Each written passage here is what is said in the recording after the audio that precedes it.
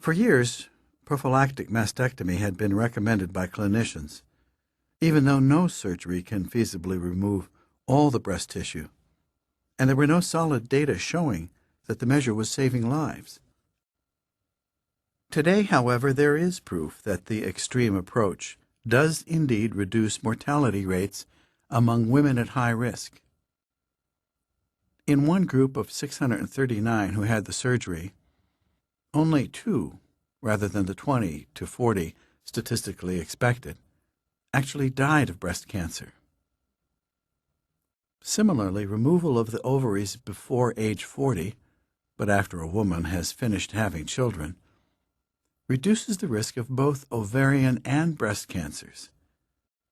Genetic analysis can give women the power to make decisions that can literally make the difference between life and death. But the keyhole view into the future that DNA analysis permits can also create opportunities to defeat breast cancer by less extreme means, as another story from the Michigan study reveals.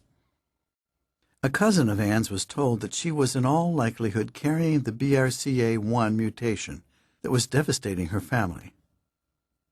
Since she had not had a mammogram in years, a fear-based negligence ironically not uncommon in high-risk families, she panicked.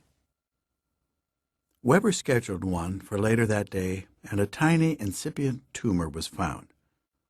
It was easily removed, but would almost certainly have been missed in a routine examination. Self-examination and regular mammography have doubtless saved many lives, but the campaign to universalize these procedures may have had the unintended consequence of creating a false sense of security in some cases. Screening for genetic risk allows us to find those individuals whose imaging examinations merit extra high scrutiny. Greater risk demands greater surveillance, and in the long run, more needles will be found the smaller we make the haystack.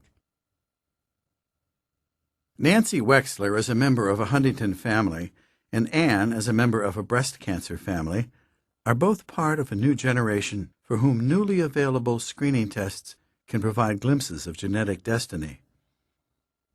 And as we learn more about the genetic basis of relatively common adult afflictions, from diabetes to heart disease, the biological crystal ball will become ever more powerful, telling the genetic fortunes relevant to us all.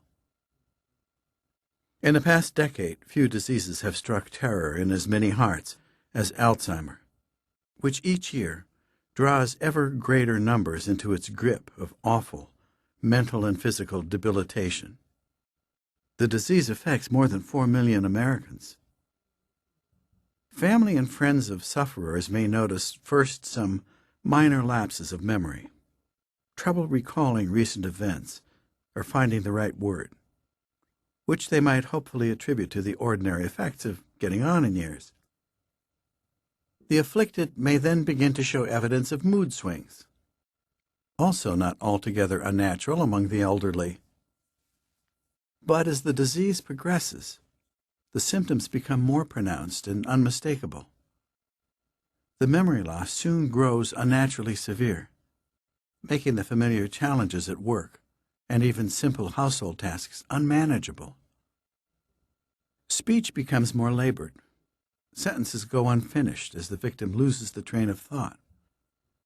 And the person's awareness of these changes may lead to depression, which in turn intensifies the effect of other increasingly distressing changes in personality.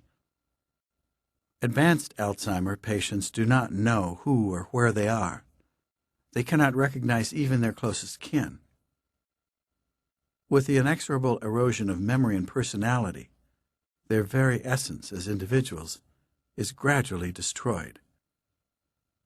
Alzheimer typically first appears at around age 60, but a rarer form, accounting for about 5% of all cases, strikes individuals in their 40s. This early onset form of the disease puts families through the same kind of hell as Huntington disease does, seizing its victims in the prime of life and gradually, relentlessly destroying them. One family with multiple affected members over several generations was described as having been struck by its own biological Holocaust. Following the argument first advanced by Mary Claire King in her breakthrough study of breast cancer, that an early onset version of a disease is likelier than the ordinary form to have a clear genetic basis, most initial Alzheimer research focused on the early onset form. By 1995, 3 genes had been found, all of them involved in some way with the processing of amyloid protein deposits, whose accumulation in the brains of patients was noted as early as 1906 in Dr. Alois Alzheimer's original description of the disease. Early onset Alzheimer is, then, clearly inherited. But what of the more common variety? Alan Roses at Duke University preferred to ignore the wisdom of the majority and set out straight away to tackle the much more familiar late-onset form, which only occasionally runs in families. Ronald Reagan, for instance, who announced his affliction in 1994, lost his brother, Neil, to late-onset Alzheimer 2 years later. Their mother had died of it as well. With training as a neurologist and a background in muscular disorders like DMD, Roses began his search in 1984. His claim in 1990 that a gene on chromosome 19 appeared to correlate with the disease was met by skepticism. Nothing, however, gives Roses more pleasure than an opportunity to prove everyone else wrong. 2 years later, he had actually identified the critical gene. It turned out to code for apolipoprotein E, APOE, or APO, a protein involved in processing cholesterol. The gene comes in 3 forms, alleles: apoepsilon-2, apoepsilon-3, and apoepsilon-4. But it was apoepsilon-4 that proved the crucial one. A single copy of that variant increased 4-fold one's risk of developing Alzheimer, and individuals with 2 copies were at a risk 10 times greater than that of persons with no apoepsilon-4 allele. Roses found that 55% of those with 2 copies of apoepsilon-4 will have developed Alzheimer by age 80. Could this correlation be the basis for a genetic test? Probably not. Despite being correlated with the disease, the apoepsilon-4 allele is common and is not a good enough predictor of Alzheimer for testing purposes.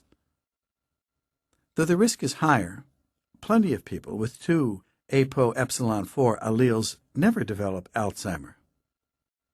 But the use of apoepsilon-4 screens in conjunction with clinical evaluations does improve the accuracy of Alzheimer diagnosis. And perhaps once we understand the correlation in causal terms, the genetic analysis can be refined. Recent work that induced Alzheimer-like symptoms in mice has suggested APO is involved in the metabolism of the protein that causes nerve cell death in human Alzheimer's sufferers. What of treatment? Most genetic diseases present us with much the same heart-rending frustration that comes with Huntington. We know enough to diagnose them, perhaps to evade them, but not to treat them. Happily, there are a few cases in which our genetic understanding has taken us the rest of the way, providing therapies that work. Unfortunately, few of these remedies are as simple and effective as that for PKU, from which a normal life can be retrieved through a few